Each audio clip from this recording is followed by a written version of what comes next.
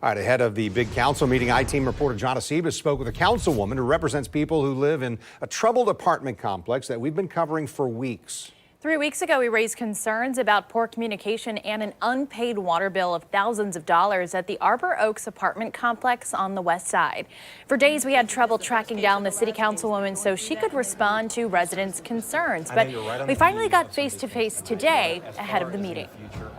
As far as the reports that we've done on the Westside apartment complex, what are your immediate thoughts? Well, we're aware of the problem and we are working on solutions. Let's take you back a few weeks. This started on September 2nd. Someone living at the Arbor Oaks apartments reached out to News4Jax and said they had no water for days.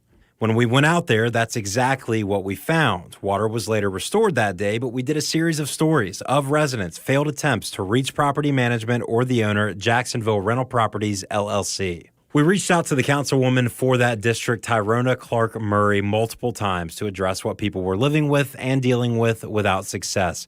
But Tuesday, I finally caught up with her to make sure what residents were telling me made it to her. Of course, you know, my heart always goes out to the people, but I also wonder what is management doing with the money that they should have paid, so in order to keep up the service. So, yes. Does it kind of shock you that that kind of stuff goes on? It does not. It does not shock me. This is not the first case, obviously, in Jacksonville, and there have been some cases that have been much, much worse.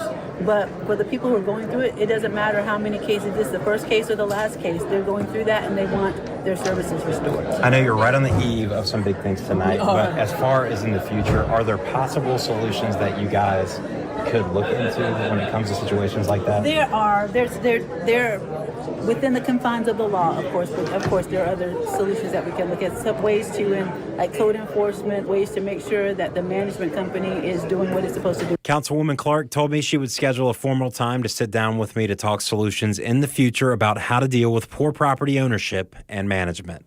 John Acebas, Channel 4, the local station.